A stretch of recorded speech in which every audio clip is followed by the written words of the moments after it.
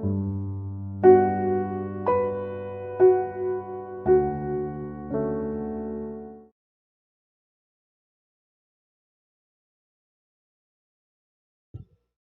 Shalom, mais um Shabbat. Podemos agradecer o nome de Hashem, poder louvá-lo, obedecendo essa mitzvah, para desde Bereshit, sobre o qual o Eterno folgou, descansou e santificou esse dia para o Hashem. Então, nessa semana, estaremos observando a Parashá. Parashá significa porção, que tem o sobrenome Tetzaver, que significa ordene, ou que ordenarás. Essa é uma Parashá que está no capítulo 27 do Evitimote, Êxodo, a partir do verso 20, e vai até o capítulo 30, versículo 10.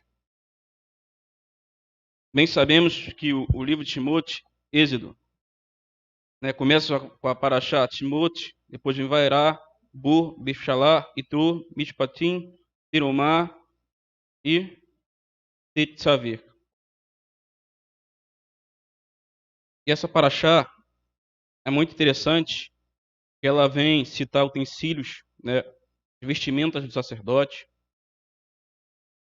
e o Eterno ele vai ser bem específico em cada detalhe, porque cada detalhe tinha um propósito.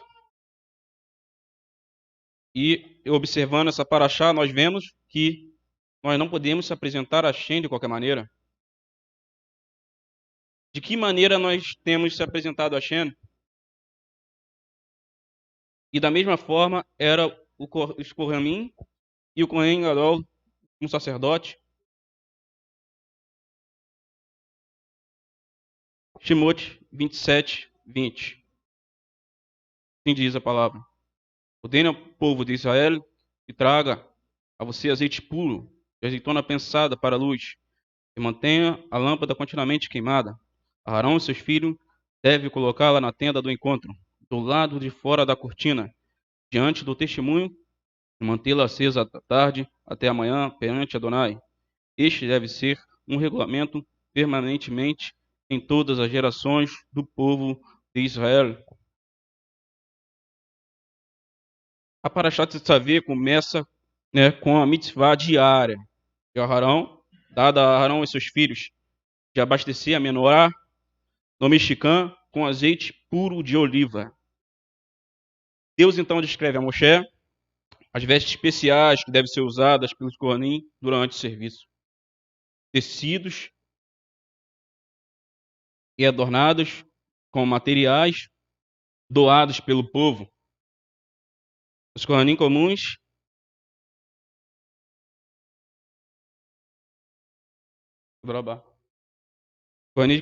envergavam 4 vestimentas especiais. E ao passo de 4 vestimentas adicionais seriam ser vestidas exclusivamente pelo Kohen Gadol, o sumo sacerdote. Entre elas estão, totalizando 8, 4 dos Kohanim e 4 do Kohen Gadol. Primeira, ketunete, uma túnica longa de linho. Segunda, mishmaraim, calções de linho. 3, mitznefet, ou migbaat, um turbante de linho. 4, ainet, uma longa faixa ao redor da cintura. Além disso, o Kohen Gadol, o sumo sacerdote, usava um éfode, uma veste similar a um avental feita de lã azul, roxa e vermelha, linho e fios de ouro. O Roshen, um peitoral contendo 12 pedras preciosas, escrita com os nomes das 12 tribos de Israel. 7, Meil, uma capa de lã azul com sinos de ouro e romãs decorativos na barra. E o último, o Tzitzit, uma placa de ouro usada sobre a testa com a inscrição Sagrado para Deus, ou sagrado para Adonai, né? Contendo o tetragrama sagrado. A Paraxá, então, né, transfere sua atenção aos mandamentos de Deus referentes ao Meulim, inauguração do ritual, para o Mishkan, né, recentemente construído, a ser realizado exclusivamente por Moshe, por 7 dias. Também inclui as instruções detalhadas de Deus para a iniciação de 7 dias de Arão e seus 4 filhos, Nadab, Aviú, Elezar e Itamar, no sacerdócio e pela construção do altar de ouro sobre o qual o incenso era queimado. Então nós vemos que o Eterno aqui ele vem especificando cada utensílio, né, cada um suas exclusividades, cada um bem detalhado, porque Hashem, né, estava preocupado como que o homem, todas as suas falhas, nós com todas as nossas falhas, com todos os nossos pecados, todas as nossas transgressões, né, como que a gente teria que se comportar perante Hashem? Como que a gente teria que ir até a presença dele? E o Eterno separa os Kohanim, né, Arão e assim sucessivamente a sua descendência. O Eterno separa eles para o serviço do templo, né, serviço de ritual do templo. E nós vemos que ele era da tribo de Levi, e a tribo de Levi não tem herança na terra. E se nós voltarmos para as chiutes anteriores, nós veremos que ele tinha perdido a herança na terra. Mas também pelo motivo, né, de Levi, a tribo de Levi não se contaminar com o bezerro de ouro, o Eterno separou a tribo de Levi para o sacerdócio.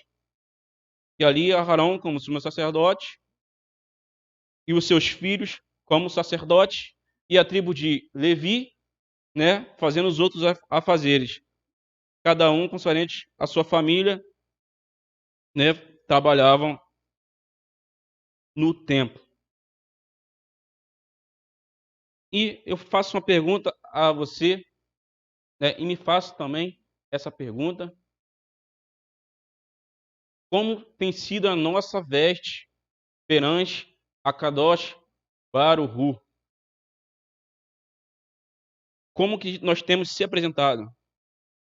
Muitas das vezes a gente chega no Shabat com a roupa bonita, né, com a roupa mais cara talvez que nós tenhamos em casa, mas a Torá aqui é bem específica, não está falando sobre a roupa mais cara da época, ela não está falando sobre vestimentas normais, mas ela está falando de vestimentas específicas para o Kohen Gadol se apresentar a Kadosh Baruch. E isso tem um significado muito profundo, porque quais são as nossas vestes espirituais? E quando nós se apresentamos a Hashem, né, quando a gente se apresenta a Hashem,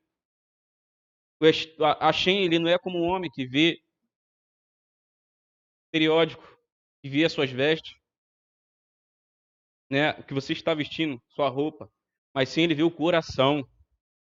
Assim que ele fez quando ungiu Davi Amélia,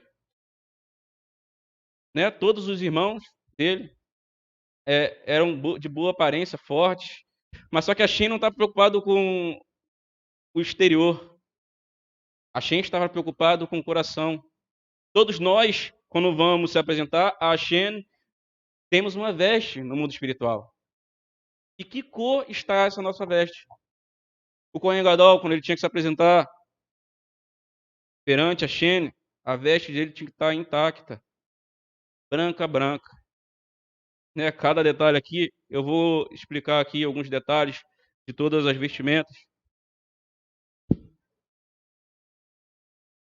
E o sumo sacerdote, né, ele fazia um período de purificação durante 7 dias, né, e quando chegava nesse 7º dia, ele ia fazer a expiação pelo povo de Israel. Essa expiação nada mais é do que Yom Kippur, né, o dia que o Kohen Gadol entrava no Santo dos Santos. Era o dia, na verdade, que ele mais trabalhava. Não que ele não trabalhasse em outros dias, como os outros Kohanim, mas no Yom Kippur era o dia que o Kohen Gadol mais trabalhava, exclusivo do Kohen Gadol. Ó, Shemot, capítulo 28, versículo 1. Chame seu irmão Arão e seus filhos dentre o povo de Israel, para que eles me sirvam como Kohanim. Arão e seus filhos Nadav, Abiú, Eleazar e Itamar. Faça para seu irmão Arão roupas separadas para servir a Deus. Que espécie de dignidade e esplendor. Fale com todos os artífices a quem concedi o espírito de sabedoria, e que eles façam as roupas de Arão para separá-los para mim, a fim de que eles me sirvam no ofício de Cohen. São estas roupas que eles devem preparar: um peitoral, um colete ritual, um manto, uma túnica, um turbante e um cinto, e farão roupas sagradas para seu irmão Arão e para seus filhos dele, para que eles me sirvam no ofício de Cohen. Usem ouro, tecido azul, púrpura, escarlate e linho fino. Interessante, eu estava analisando, olha o que Rambam, né, vai nos dizer. O Rambam liga este verso ao casaco de muitas cores de Yosef Hatzadik. Isso significa que ele seja distinguido e glorificado com vestes de distinção e beleza. Assim como as escrituras dizem. Como um noivo coloca um diadema sacerdotal, pois esta veste do sumo sacerdote corresponde às suas formas a vestes de realeza, que os monarcas usavam na época, em que a Torá era dada. Assim encontramos com referência à túnica. E ele fez uma túnica de pazim, significando um tecido de cores variados, pelo caminho da verdade e majestade, e para cavô de glória e tiferet, esplendor. O verso é assim afirmado que eles devem fazer roupas sagradas para Arão, para mesmo estar neles, para a glória de Deus que habita no meio deles. Rambam, comentários sobre a Torá, Shlomo Bish Rose, volume 2, página 475, 476. Nós vemos então que a Kadosh Baruch, né, é bem específico quanto às roupas, a ponto de o Kohen Gadol se apresentar, né, perante Hashem com roupas bem específicas, com detalhes de ouro, né, com cores que eram bem valiosas na época. Por quê? Porque ele não estava se apresentando a qualquer pessoa, não estava se apresentando a um simples rei, né, o sumo sacerdote, não iria se apresentar a um simples desembargador, ou a um juiz, ou um advogado, né? Ele ia se apresentar perante a Kadosh Baruch. Então, tinha que ser a melhor veste. Nós vemos que Yosef Hatzadik, né, ele usou uma roupa também e foi invejado até por seus irmãos, né, e depois vendido, e todos nós conhecemos a história. E Rambam vai né, ligar esse verso a Yosef, né, a respeito da sua túnica, que é uma túnica bela, uma túnica, né, bonita, né, uma túnica muito linda. Olha o que diz no Talmud. No Talmud diz, por Aviane e Sazon também disse, porque as sessões sobre sacrifício e vestimentas sacerdotais estão próximas, para ensinar-te como os sacrifícios fazem expiação. Assim também as vestes sacerdotais fazem expiação. O casaco expia o derramamento de sangue. A calça expia a lascívia, como se diz, e farás calças de linho para cobrir a carne de sua nudez. A mitra fez expiação pela arrogância. Como sabemos disso? Disse a Virranina, deixe um artigo colocado no alto e e expiará uma ofensa de arrogância. O cinto expiou meditações impuras do coração, ou seja, onde foi colocado. O peitoral expiou as leis civis, negligenciando, como é dito, e você deve fazer um coraça de julgamento. O éfode expia a idolatria, como se diz, sem o éfode existe os terapins. O manto expiou. Terapim, gente, era um amuleto, né, que eles usavam, e ali existia um tipo de divindade e cometia o pecado de idolatria através, né, desse tipo de amuleto, né? Por isso que fala isso, sem o éfode existe os terapins. O manto expiou a calúnia. Como sabemos disso, disse Iraviranina, deixe um artigo de som aparecer e espiar uma ofensa de som. A placa da cabeça expia a ousadia. Da plataforma está escrito, e estará sobre a testa de Aarão, e quanto está escrito, ainda assim tens a fronte de uma prostituta. Está escrito no Zevarim 88b. Nós vemos que cada utensílio do Kohen Gadol, né, quando ele se apresentava perante Kadosh Baruch, cada utensílio fazia expiação, né, por ele e pela nação por um tipo de pecado. Cada utensílio, quando ele se apresentava a Hashem perante o santo, bendito seja ele, fazia expiação por um pecado. Nós vemos que no peitoral para o Hashem, que continha as 12 pedras, representando as 12 tribos de Israel, né? Isso vai nos lembrar, que quando o Kohen Gadol, Aharon, se apresentava perante o Kadosh Baruch no Santo dos Santos, imagina Hashem olhando e vendo todo o peso que o Kohen Gadol carregava sobre si.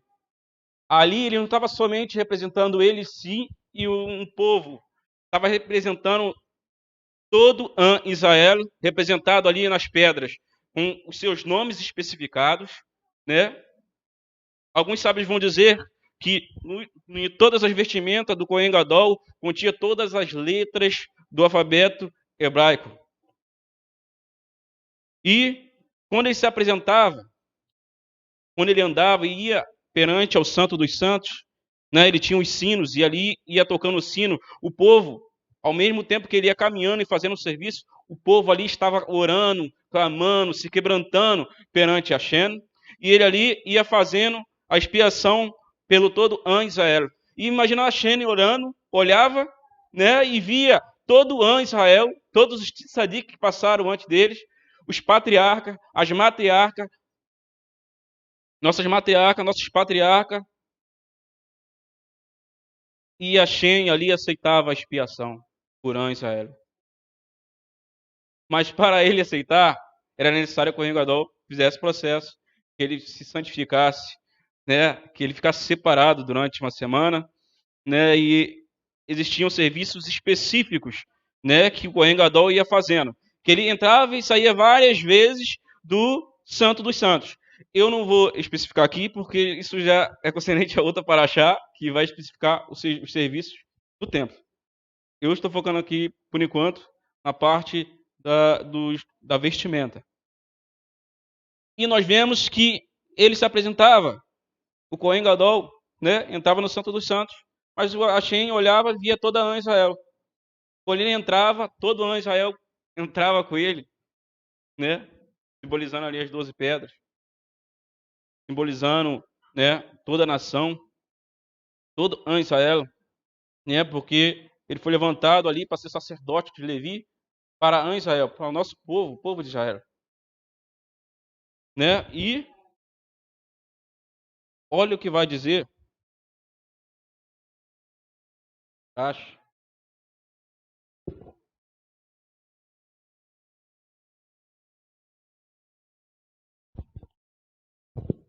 vai especificar cada utensílio aqui no seu comentário na Torá de Urash. um peitoral, um ornamento em frente ao coração, um éfode. Não tenho nenhuma tradição a respeito e não contém nenhuma válida explicação dessa forma.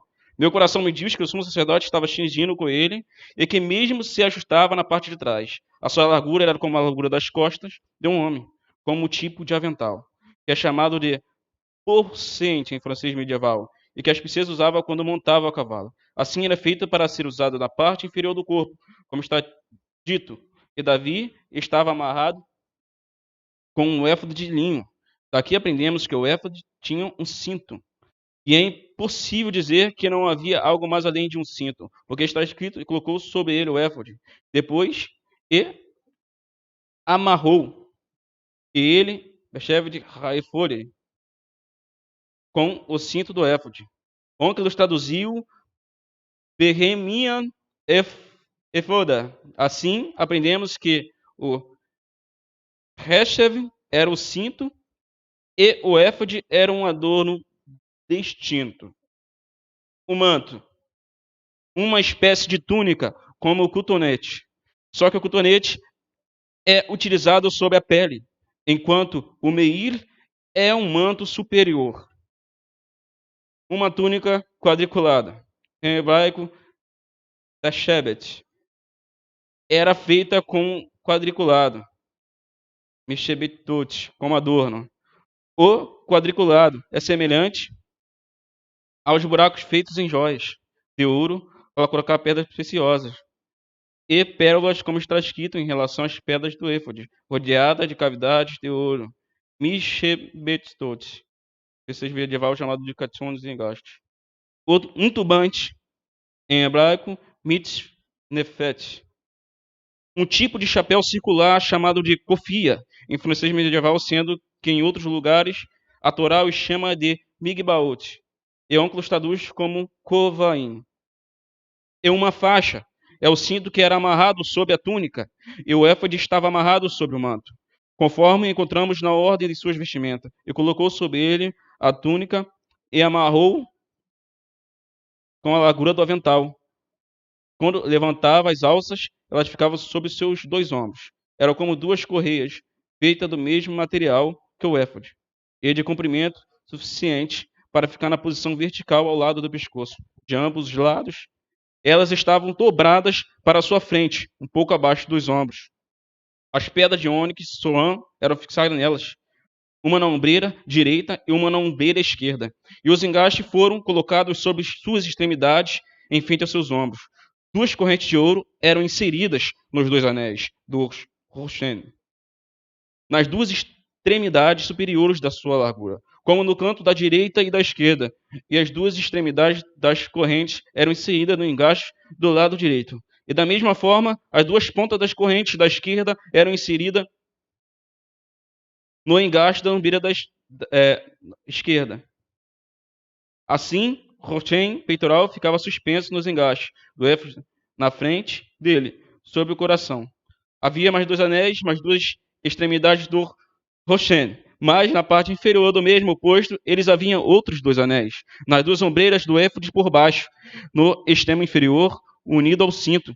Os anéis do Roshen, peitoral, ficavam em frente aos anéis do éfode, apoiados um sobre o outro, unidos por um cordão de lã turquesa, fixado nos anéis do éfode, no peitoral, para que a parte inferior do peitoral se mantivesse unida no cinto do éfode, e não se movesse balançando para trás e para a frente. Ouro, lã turquesa, púrpura, camesim e linho torcido. Esses cinco tipos de materiais eram trançados formando cada fio. Os artesãos achatavam o ouro em lâminas delgadas, das quais cortavam os fios. Depois, trançavam um fio de ouro com seus fios de terrelete, lã turquesa, e um fio de ouro com 6 fios de argamã, lã púrpura e similarmente com a lã camesim, da mesma forma com o linho, para que os fios de todos os tipos fossem múltiplos de 6, e com um fio de ouro torcido junto a cada um. Depois traçava todos juntos. Assim, os componentes da trança eram 28 fios, 4 tipos de fio de vezes 7 tipos de cada tipo. Assim está explicado no Tratado de Omar 72a. derivado do seguinte versículo: eles escolheram lâminas finas de ouro e as colocaram em fios e foram incluídos na lã turquesa, púrpura e camisim, e no linho fino, etc. Aprendemos assim que o fio de ouro estava trançado com cada tipo. Nós vemos que até, né, a vestimenta do Cohen Gadol já não bastava as peças de ouro, o tecido dele também, né, era feito fios de ouro e ali, né, feito as tranças. E nós vemos a beleza da roupa, né? A beleza da roupa do Cohen Gadol.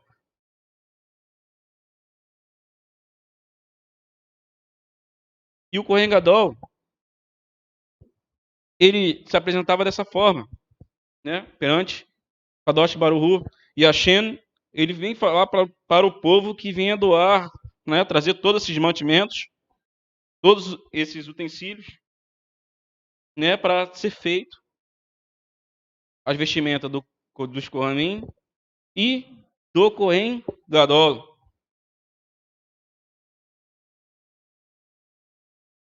A palavra peitoral, Roshen, tem a gemátria 3, 5, 8.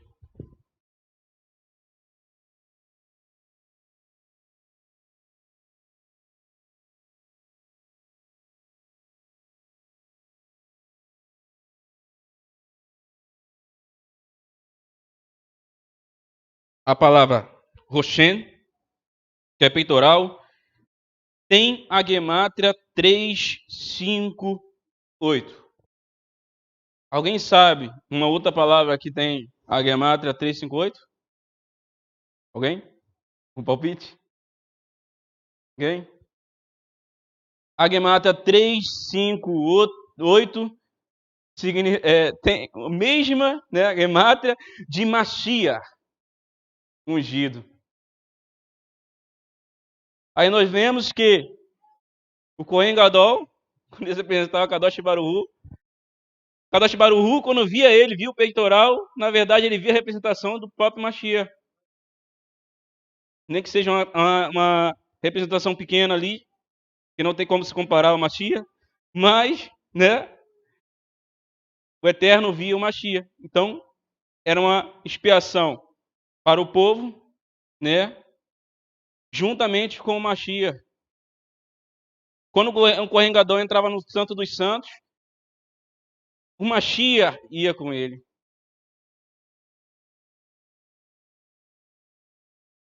Dentro do Roshen, o Mishpat, o peitoral, o julgamento, existia 2 itens.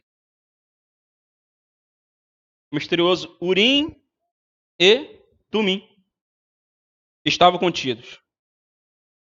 O Talmud revela das palavras Urim, luzes, e Tumim, perfeições.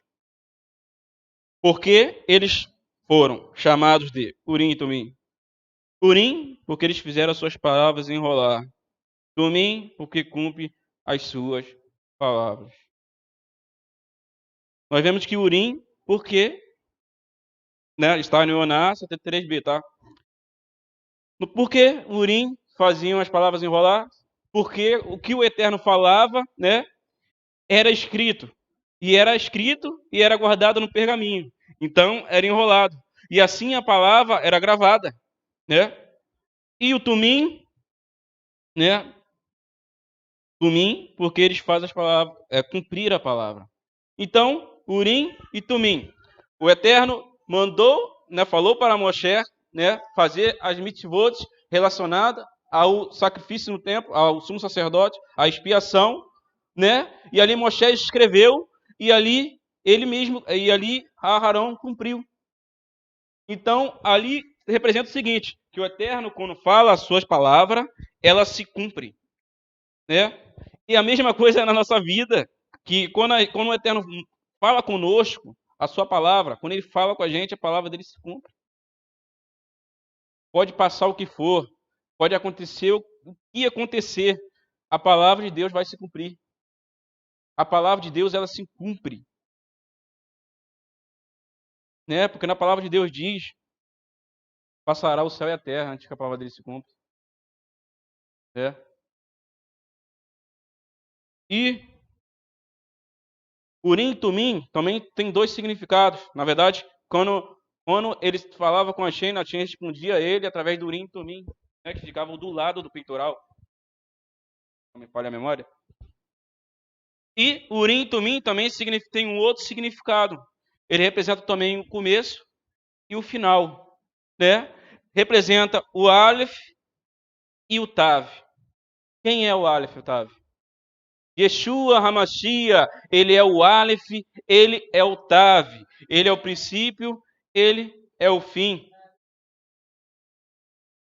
E nós vemos que Urim e Tumim ali, representando também o Mashiach.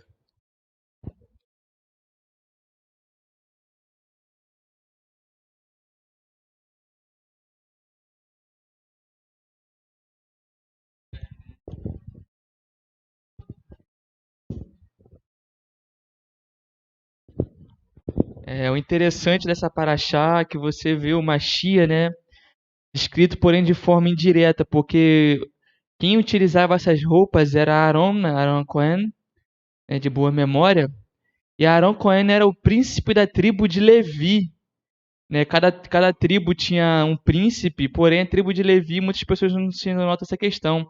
Aaron Cohen era príncipe da tribo de Levi, não Moshe Rabbeinu, né? E nós vemos assim um alelo, né? Uma ligação também com Yeshua sendo chamado como príncipe, né? E então assim nós vemos assim, e o interessante que as roupas do Cohen Gadol era uma roupa, como foi dito, uma roupa de realeza, era uma roupa que era de rei, né? Já nos apontando também para a realeza do Mashiach Yeshua, ligando já futuramente, né? Já profetizado já pelo nosso pai Yaakov, né? Nós vemos isso no Sefer Bereshit, né? De que Yehudá não cessaria o cetro, já mostrando já uma ligação entre a tribo de Levi e a tribo de Yehudá, como juntas, unidas, né? O sacerdócio e o reinado, já, entre essas duas tribos, já apontando para o Mashiach Yeshua, né? Trabalho.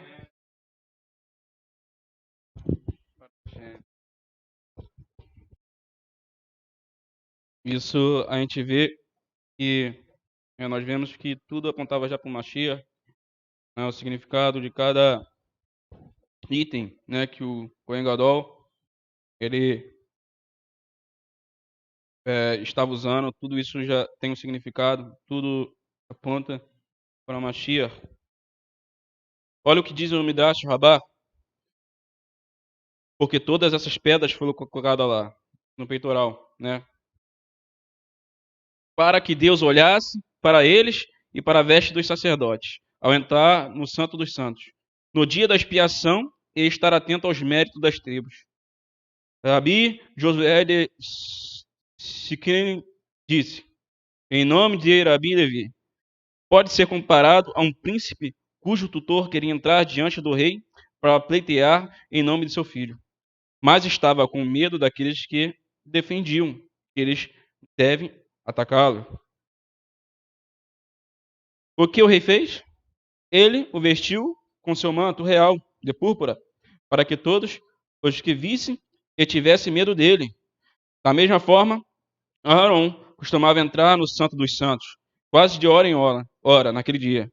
E se não fosse pelos muitos méritos que entraram com ele e o ajudaram em suas petições, ele teria sido incapaz de entrar, por causa dos Molaim que estavam lá.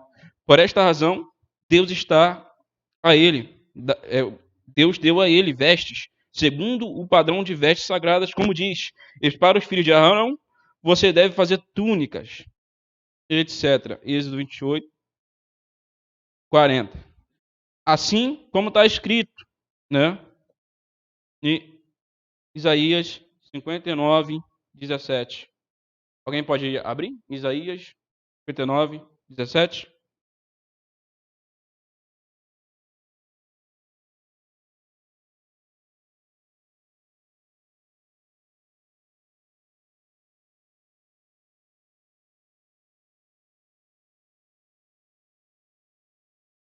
Isaías 59, 17. Essa referência está no Êxodo Rabá 38, 8.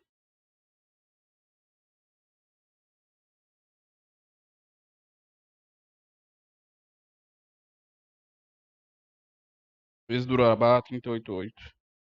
Isaías 59, versículo 17. Alguém?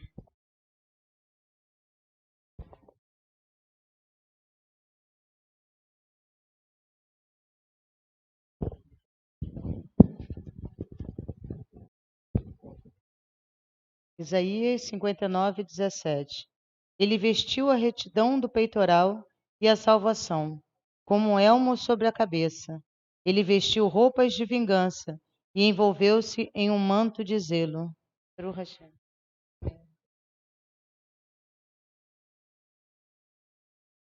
Quanto dizer?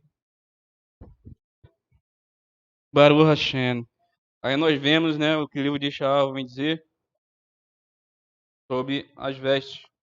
Agora eu convido os irmãos a abrirem em Tessalonicenses, 1 Tessalonicenses, capítulo 5, versículo 8.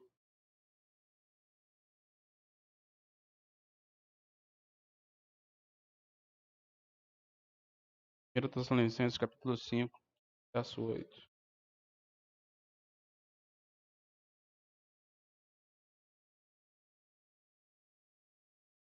Verso 8, e assim diz.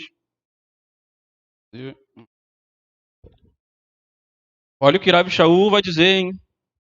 Na verdade, ele vai dizer a mesma coisa, só que na Brit Hadashah, né? 5, verso 8. Primeira carta aos Tessalonicenses. Pelo fato de pertencermos ao dia, permanecemos sóbrios, revestindo-nos da confiança e do amor, como uma couraça, e colocando a esperança, e sermos libertos como um elmo. Baruch Hashem. Aí nós vemos o Rav Shaul, né, falando que nós temos que usar vestes espirituais. Né? Vestes espirituais para quê? Para quando se colocarmos à frente de Akadosh Baruch Hu, né, nós venhamos, né, ele venha nos aceitar, né, vai aceitar nossas orações, venha aceitar a nossa adoração, porque nós vemos que não é de qualquer maneira. Não é de qualquer maneira que nós devemos adorar a Hashem. Não é... eu ouço muito ditado, né, durante minha trajetória, né, por muitos lugares que eu passei, a pessoa fala, mas é para Deus. Eu falei, aí faz uma coisa simples, porque é para Deus. Né? Em muitos outros lugares por onde eu passei, só que a verdade tem que ser o contrário.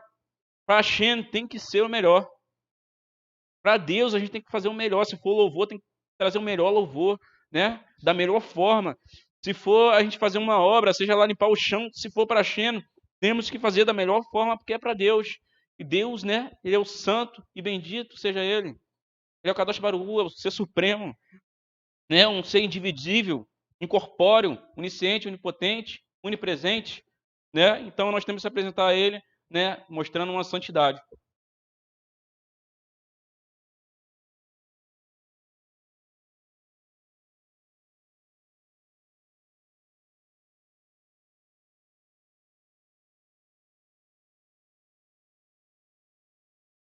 Baruch Hashem, verdade.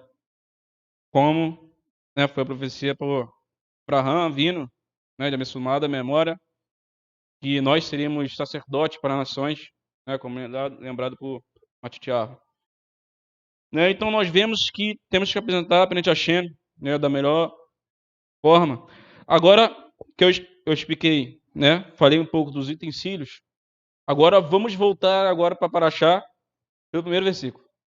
Aqui eu só expliquei, né, trouxe os utensílios, para a gente ter a noção do que a gente está tratando concernente ao sumo sacerdote. Agora vamos para Shemot, capítulo 7, 27, verso 20.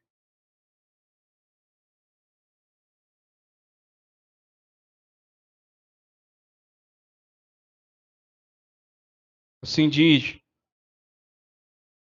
e ordenarás aos israelitas que trazem azeite puro de oliva amassado para o candelabro, para que haja uma lâmpada continuamente acesa. Arão e seus filhos colocarão essa lâmpada da tenda da reunião fora do véu que está diante do testemunho, para que ele queime desde a tarde até amanhã perante Deus. É um decreto perpétuo para as gerações dos israelitas. Amém. Timóteo 27, 20 é o verso principal da paraxá. Principal não, o primeiro verso sobre o qual dá um nome, né? E ordenarás. E nós vemos que assim ele começa falando a paraxá, porque eu já não comecei falando disso, porque, na verdade, esse assunto vai nos levar ao final do conteúdo da paraxá. O final do conteúdo da paraxá tem a ver com o início da paraxá, né? Apesar de ser uma paraxá tão pequena, né? Há poucos capítulos, mas ela contém muitos segredos de uma imensidão, né? Que se eu fosse tratar de todos os assuntos relacionados a essa paraxá, que aparentemente parece ser pequena, né? Não caberia, eu acho que nem livros aqui para me poder trazer as referências, né? Dos Rahamim e de fatos arqueológicos e entre outras coisas. E essa paraxá, né? Começa falando sobre ordene aos filhos de Israel, tragam um azeite.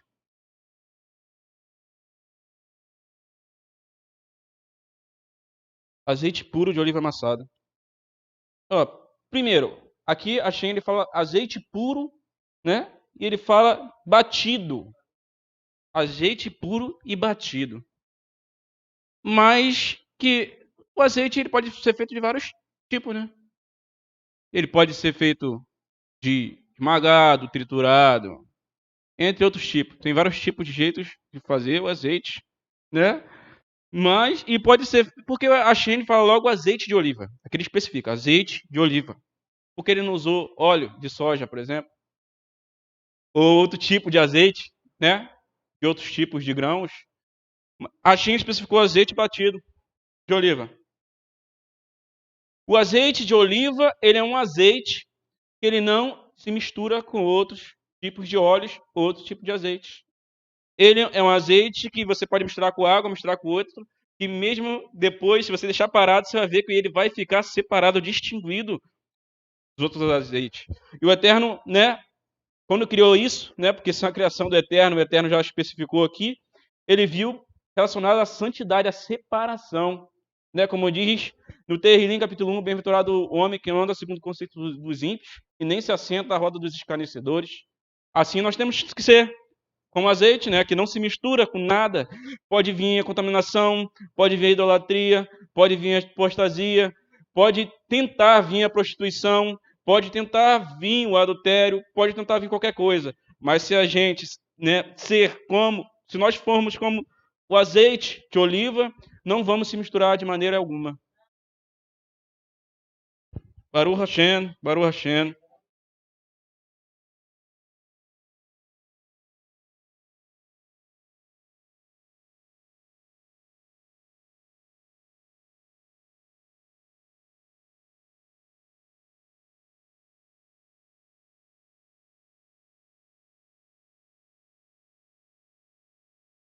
Baruch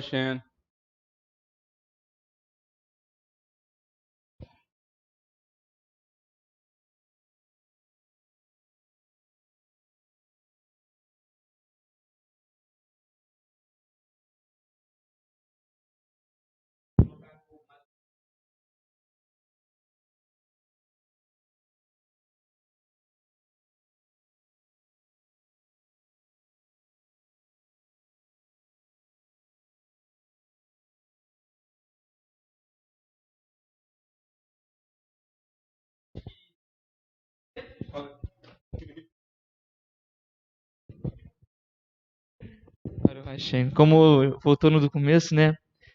Esse verso é um dos versos mais enigmáticos da Paraxá, porque nós vemos o Mashiach Yeshua aí, né? O verbo cujo está ali de ascender não é de acender, de colocar fogo, mas de ascender, de subir, de se elevar. E quando o Cohen Gadol ele entrava, né? O Cohen, pode ser o Cohen Gadol, ele entrava para fazer acendimento da menorá, ele estava elevando, acendendo que em Israel, né? Ele estava ali representando Israel se elevando.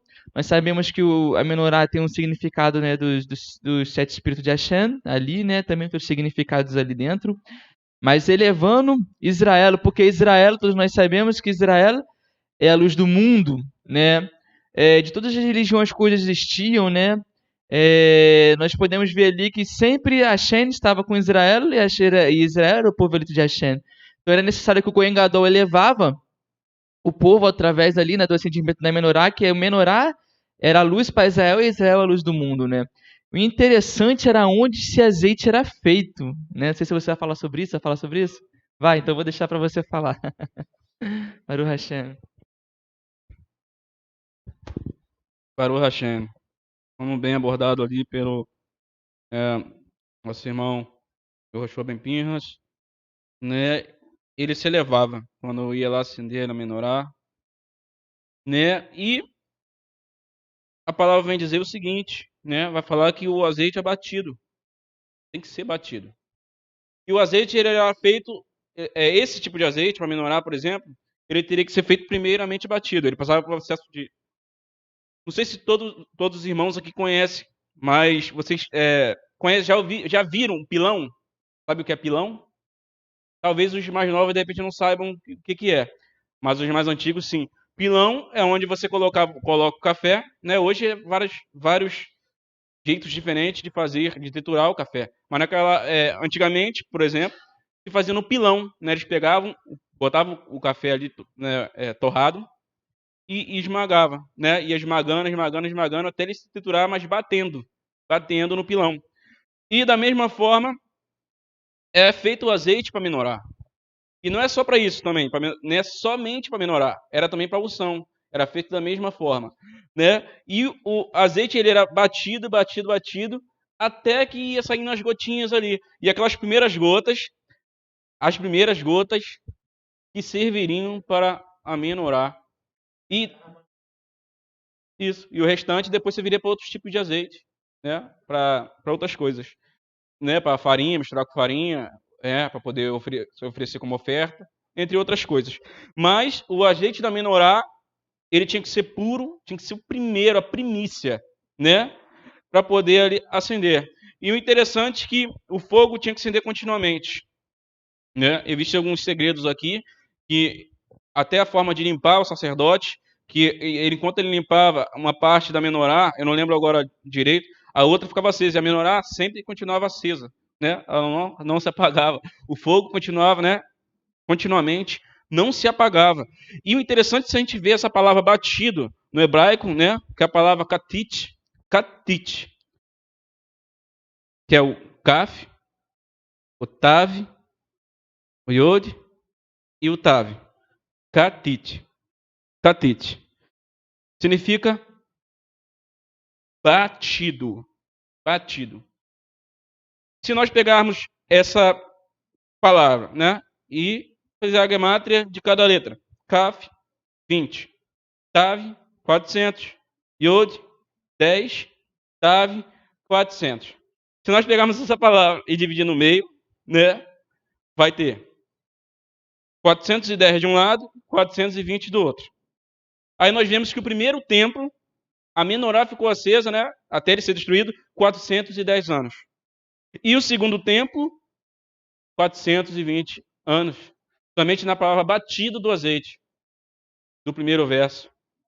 Nós vemos que a Hashem já estava mostrando ali, já falando com o povo, né? Já mostrou codificado quanto tempo a menorá ficaria acesa. Porque o templo foi destruído, todos nós sabemos, né? Pelo rei Nabucodonosor, né? E logo depois foi destruído novamente por Roma, né? E aí nós vemos que ela ficou durante, né, 410, depois 420. E nós vemos que o azeite, né, ele é abatido. O azeite significa também unção, né? Unção, também, o azeite também significa Urua HaKodesh, né? Também significa o Mashiach, né? É o Mashiach. A unção é o Mashiach. E por que eu falo isso? Porque o azeite tinha que ser batido, correto? Batido, esmagado. Vamos ler lá, irmãos, lá para mim, Isaías 53.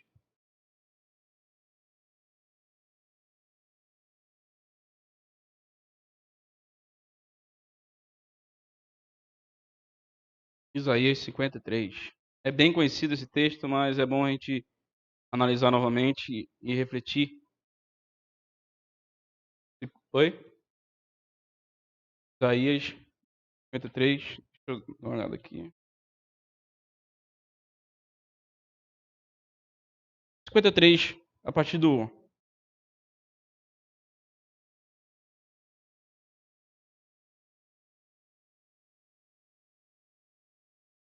53, a partir do 4, a partir do versículo 4. Na verdade, ele carregou nossas doenças, nossas dores e ele sofreu. Contudo, nós o consideramos culpado, castigado e afligido por Deus. Mas ele foi ferido por nossas agressões, esmagado por nossos pecados. A disciplina que nos corrige recaiu sobre ele, e por suas feridas somos curados. Baruch Hashem, a gente vê que o Machia, ele foi esmagado assim como a azeitona, né? E ela foi esmagado conforme a azeitona para fazer o azeite. Baruch Hashem. 10. Apesar de ele não ter agido com violência nem dito nada enganoso, ainda assim foi do agrado de Adonai esmagá-lo com a enfermidade para ser ele a ser apresentado como oferta pela culpa. Aí nós vemos que o Machia ele foi esmagado, né? O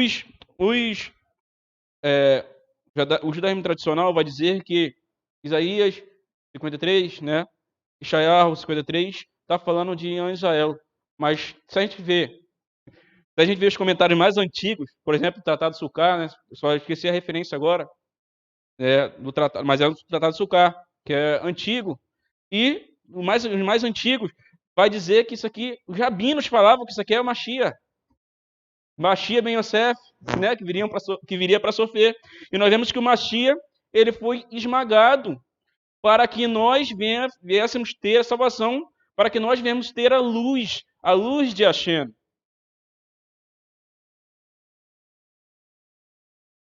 Aí nós vemos que quando Yeshua, né, retornar, quando Mashiach e Yeshua retornar, aleluia, e chegar aqui novamente com a nova Jerusalém, um novo Beit HaMikdash, né, o Beit HaMikdash de Hashem, não construído pelo homem, não construído por mãos humanas, mas construído por Hashem, né? A lâmpada não irá se apagar mais. A lâmpada nunca mais irá se apagar. Nós vemos, olha só, algum irmão abre aí Apocalipse, capítulo 4, versículo 5.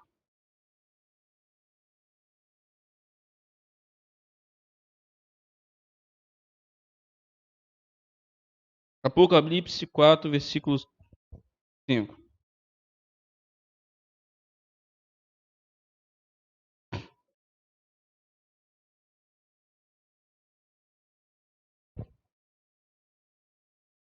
O irmão conseguiu abrir?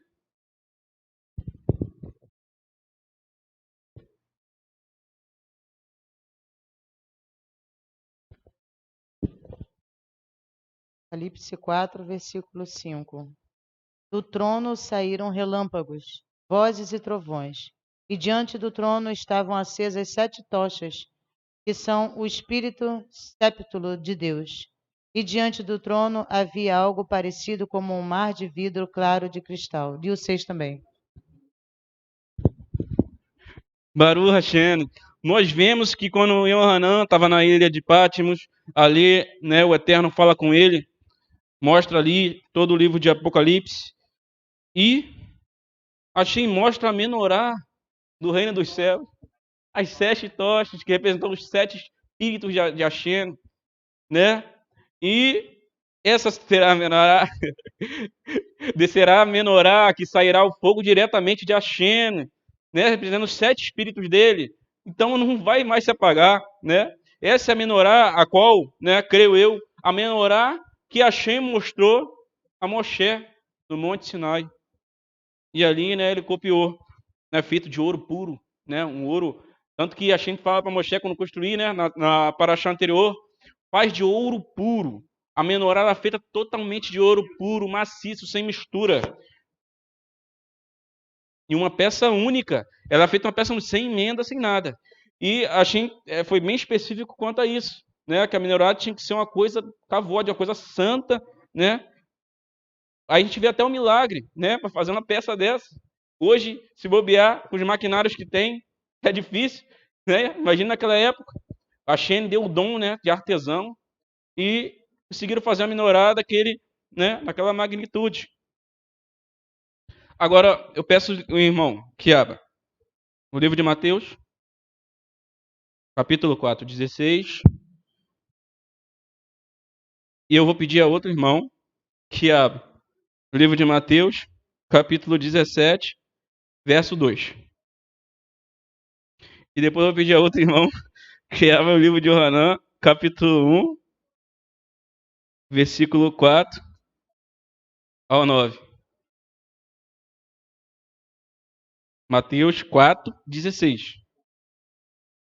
Eu tô rindo aqui porque eu lembro sempre do Ravi, quando ele estava aqui, ele saía falando os versículos e os irmãos iam abrindo, e é por isso que eu ri. Que aí, abençoado a memória. Primeiro, 4,16. Segundo, 17,2. E o terceiro, livro de Yohanan, Evangelho de Yohanan, segundo escreveu João, capítulo 1, verso 4.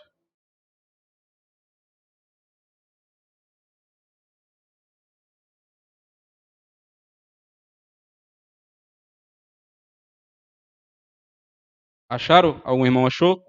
Mateus 4,16. Alguém?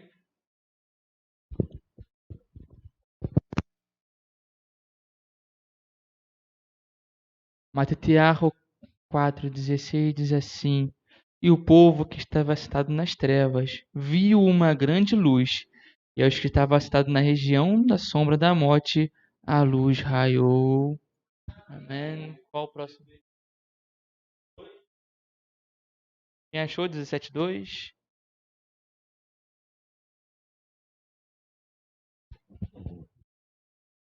De Tiago 17, versículo 2. Enquanto olhavam, ele começou a mudar de forma. Sua face brilhava como o sol, e suas roupas se tornaram brancas como a luz. Qual o próximo verso? Yohanan. Quem achou? Yohanan 1, 4, 9, achou?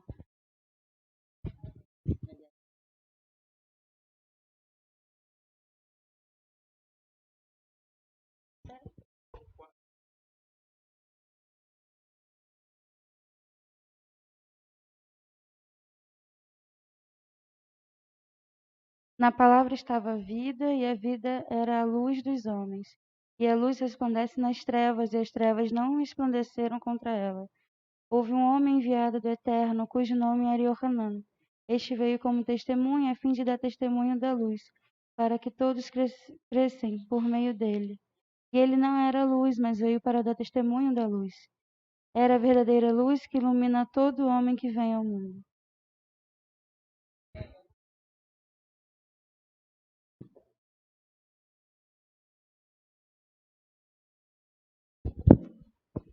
Aí nós vemos que Yeshua, ele é a luz, como é dito, né, nesses versículos. Olha o que diz Yohanan, novamente, capítulo 8, versículo 12. Diz assim: Yeshua disse novamente: Eu sou a luz do mundo. Quem me segue nunca andará em trevas, mas terá a luz que dá a vida. Amém. Nós vemos que a menorá, quando ela estava ali no santuário, porque muitas das vezes a gente olha a menorá, fazer um azeite para menorá, só para acender, mas não era para acender somente para iluminar o local, não, né? Porque tinha outros meios que iluminavam o local. A menorá, na verdade, aquilo ali, quando acendia a menorá, é porque a gente já estava mostrando que Israel é luz para as nações. De Israel, do Beit HaMikdash, né, o Mishkan ali, no caso, como estava especificado, e futuramente, Beit HaMikdash, né, viria a luz para as nações, que é a Torá, que é a palavra de Hashem, porque naquela época Só que quem servia a Deus era só Israel, né? Só o povo de Israel que tinha o Deus indivisível, incorpóreo, né? Um Deus que o Criador, porque as outras nações eram pagãs, né? Tinha vários outros deuses, né? Várias outras divindades e religiões, mas Israel tinha, né? A Kadosh Baruhu, e o Eterno já falava, a menorá tem que ficar acesa continuamente ali, ó. Tem que ficar acesa. Para quê? Para mostrar que Israel é luz para as nações. E da onde que vem o Mashiach, que é a luz do mundo, luz para o mundo? Vem de Israel, da tribo de Judá, né? Que é o Melech HaMashiach, o ungido, o rei, né? O Mashiach. E olha o que diz Yohanan, de novo, capítulo 12.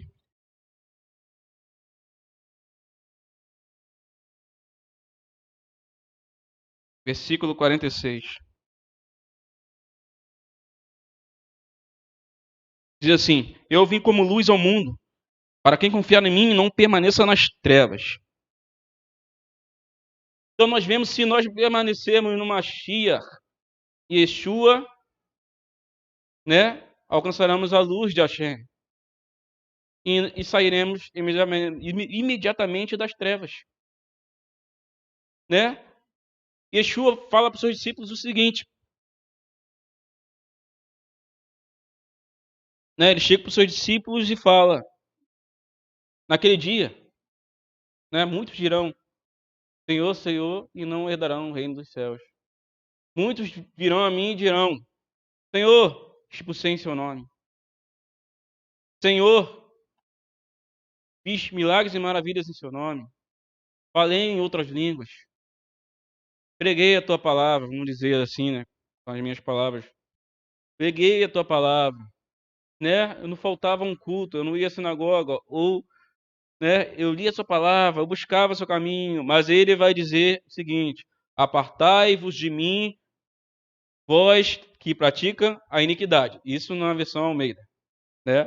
Mas no grego está anomia. E se a gente for levar ainda para o aramaico, vai estar vós que transgride a Torá. Então nós vemos que a gente buscando a Deus, achando que está fazendo as coisas para Deus, mas se a gente não cumpre os mandamentos de Hashem, ele vai falar naquele dia, apartai-vos de mim. Mas eu busco Hashem, eu sigo um mandamento, eu sigo outro, mas lá, por exemplo, na carta de Tiago vai dizer, né, se você segue os mandamentos e peca em um, você transgrediu todos os outros. O que adianta eu não mentir, eu não roubar? O que adianta, né, eu não cometer idolatria, mas eu faço lashon hara, a transgressão da Torá? O que adianta? Eu não faço lashon hara, mas eu roubo no meu trabalho. Eu me beneficio em cima do meu irmão em algum lugar, em alguma ocasião. Né?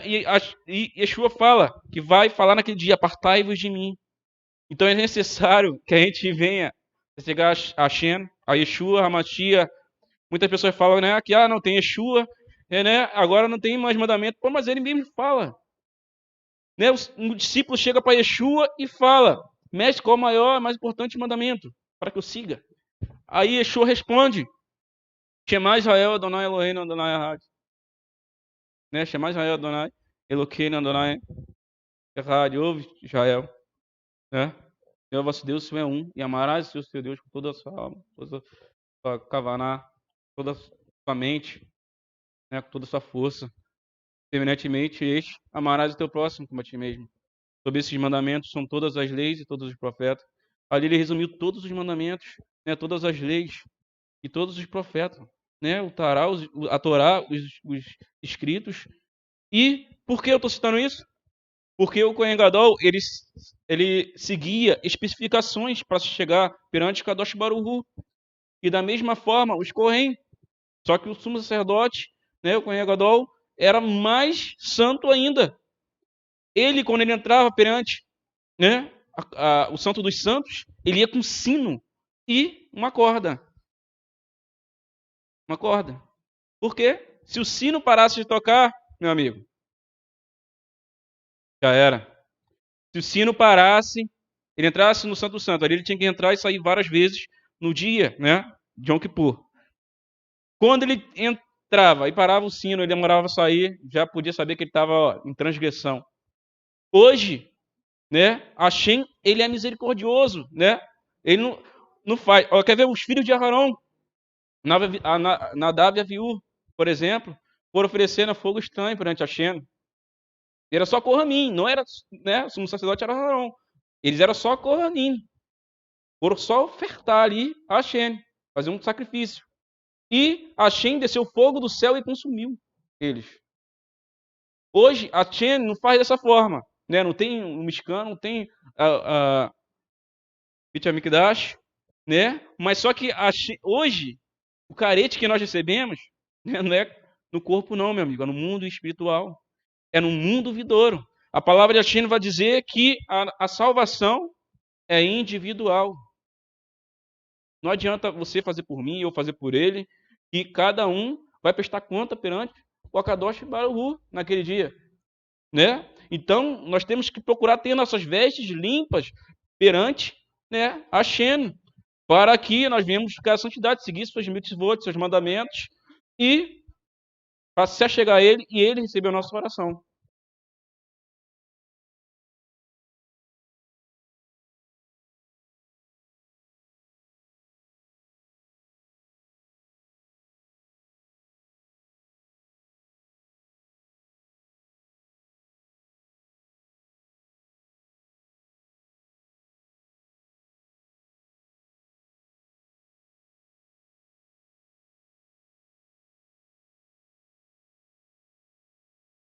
Isso, correto. Existe mitzvot que é relacionado ao conjunto e existe mitzvot que é concernente à pessoa em si.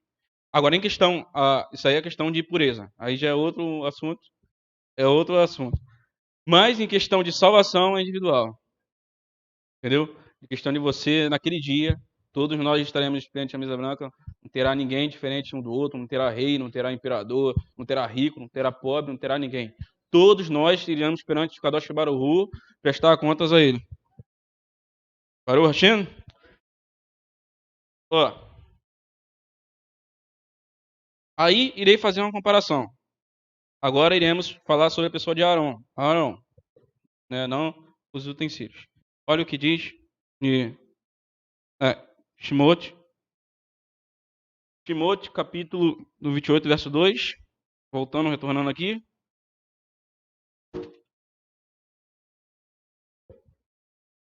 Cadê?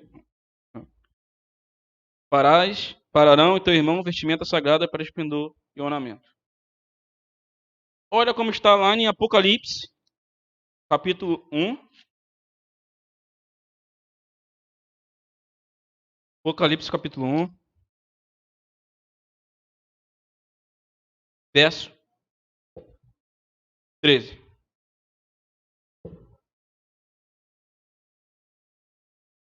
Assim diz a palavra.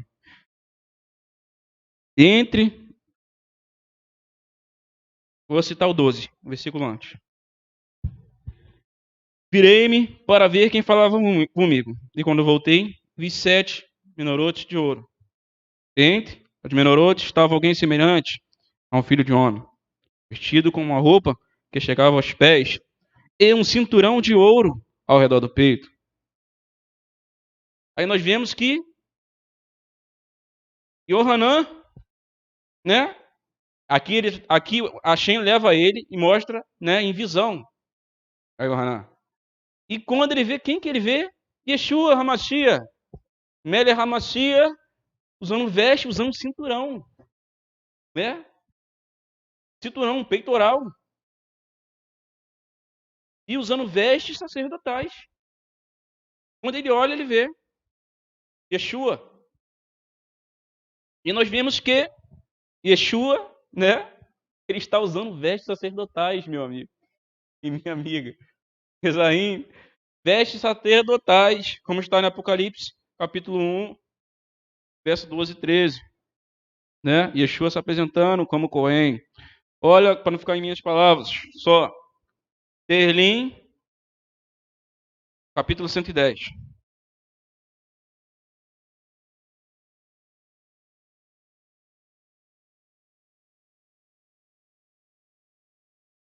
Berlim 110, verso 4.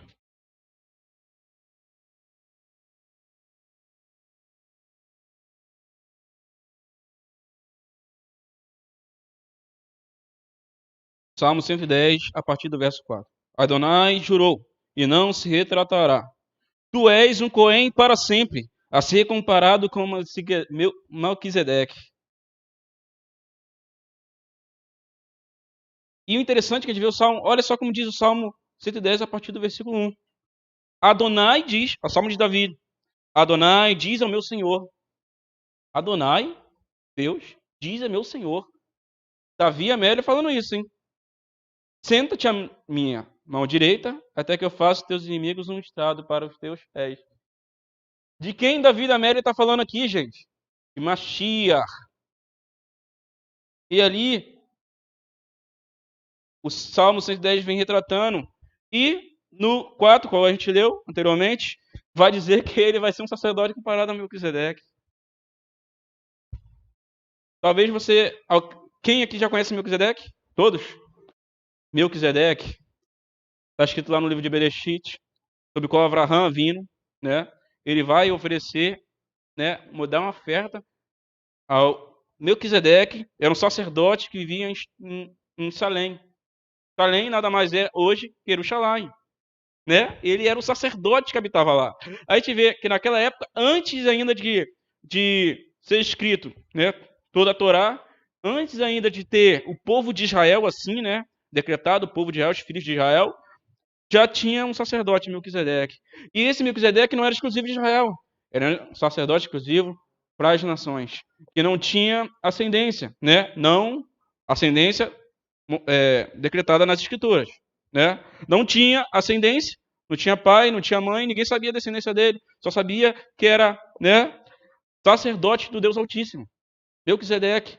E ali ele oferece. Então ele vem comparando Mashiach, Yeshua, né, com o sacerdócio de Melquisedeque. Por que o sacerdócio de Melquisedeque? Um sacerdócio para as nações. Porque quando nós vemos, aleluia, o Kohen Gadol,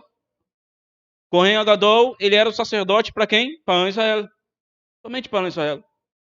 Mas nós vemos que Yeshua HaMashiach, ele é o sacerdote, está usando vestes sacerdotais, como está escrito no livro de Apocalipse, né?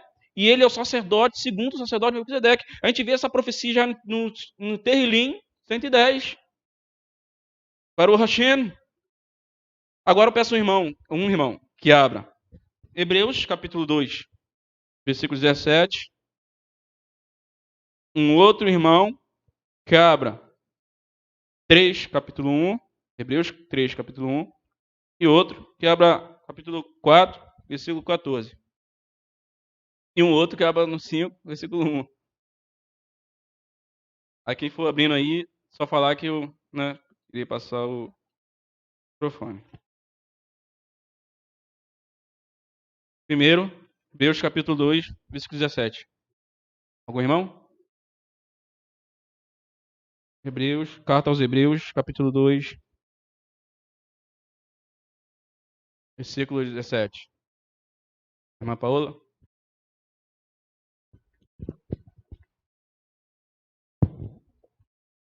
Por essa razão, ele teve de se tornar semelhante aos irmãos em todos os aspectos, para se tornar Cohen Gadol, misericordioso e fiel a serviço de Hashem, e fazer capará pelos pecados do povo.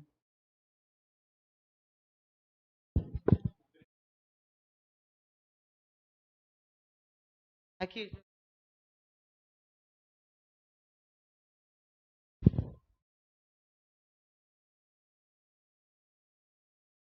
Portanto, irmãos, separados por Deus, que partilham o chamado celestial, pensem com cuidado sobre Yeshua, a quem reconhecemos publicamente por emissários de Deus, e Cohen Gadol, ele foi fiel a Deus que o havia construído como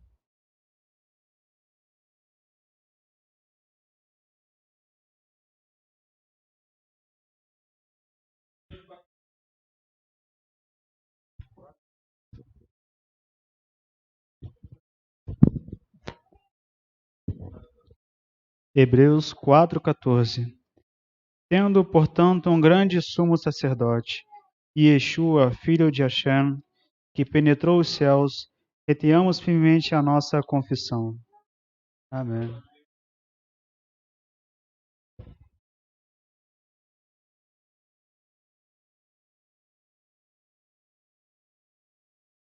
Hebreus capítulo 5, versículo 1. Porque todo sumo sacerdote tomado dentre os homens é constituído a favor dos homens, nas coisas concernentes a Deus, para que ofereça dons e sacrifícios pelos pecados. Amém.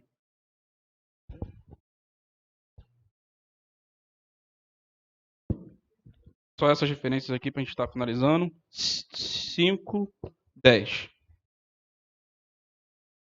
Tendo sido designado por Deus Kohen Gadol, comparável ao Melquisedeque. Olha que a gente vê no livro de Hebreus o mesmo trecho, falando do Terlim 110. Né? Olha 7:26. Olha aqui rapidamente para a gente estar finalizando. 7:26. E esse é o tipo de Kohen Gadol que supre nossa necessidade, santo, sem nenhuma ligação com o mal, sem mancha, separada dos pecados, exaltado acima dos céus. 8, versículo 1. Aqui está o aspecto mais importante de tudo o que dissemos. Temos o Kohen Gadol como esse. Ele está sentado à direita de Hagdulá no céu. 9, 25. Além disso, ele não entrou no céu para oferecer a si mesmo, repetidamente, como o Kohen Gadol que entra no lugar sagrado, ano após ano, com sangue alheio. E se assim fosse, ele teria de sofrer a morte muitas vezes, desde a fundação do universo. Mas agora, ele apareceu uma vez no fim dos tempos, a fim de eliminar o pecado mediante o sacrifício de si mesmo. Aí nós vemos que Yeshua HaMashiach, ele está no Santo dos Santos, diretamente com Hashem, usando vestes sacerdotais, um sacerdote para as nações. E ali ele está fazendo expiação por mim e por você. Ele não tem mancha, ele não tem pecado, ele não precisa da corda, né? Ele não precisa do sino, ele não precisa da corda, ele não tem mancha, ele não tem pecado, né? E ali ele está puro, imaculado perante Hashem, mostrando que ele venceu a morte. Né? Ele diz para mim e para você que nós venceremos a morte também. Basta a gente crer em Yeshua HaMashiach, seguir os seus mandamentos, crendo nele. Né? A palavra de Deus vai dizer, o próprio Yeshua, aquele que crê em mim mesmo, aquele que morrer, né? Aquele que morrer, crendo em mim, viverá. Então, se você morrer, meu amigo, minha amiga, crendo em Yeshua HaMashiach, né? E seguindo com toda a sua kavaná, né? Com toda a intenção do seu coração, os mitzvot, os mandamentos de Hashem, você pode ficar despreocupado. Ele está lá fazendo expiação por mim e por você. Amém, meus amigos, minhas amigas? E é isso. Eu agradeço a oportunidade. Sim.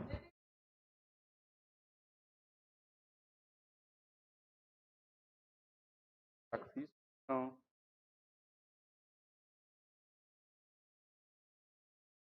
Significava uma expiação? Uma expiação?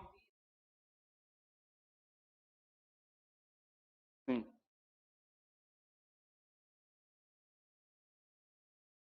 Você quer que eu te passe depois? Depois eu te passo. Aí eu vou finalizar para liberar o pessoal que... Baruch Hashem, isso é tudo, né? Agradeço a oportunidade. É um prazer imenso trazer a Paraxá, né? Trazer um estudo aqui, tentar trazer, né, perante vários sábios aqui presentes, né? Mas Baruch Hashem,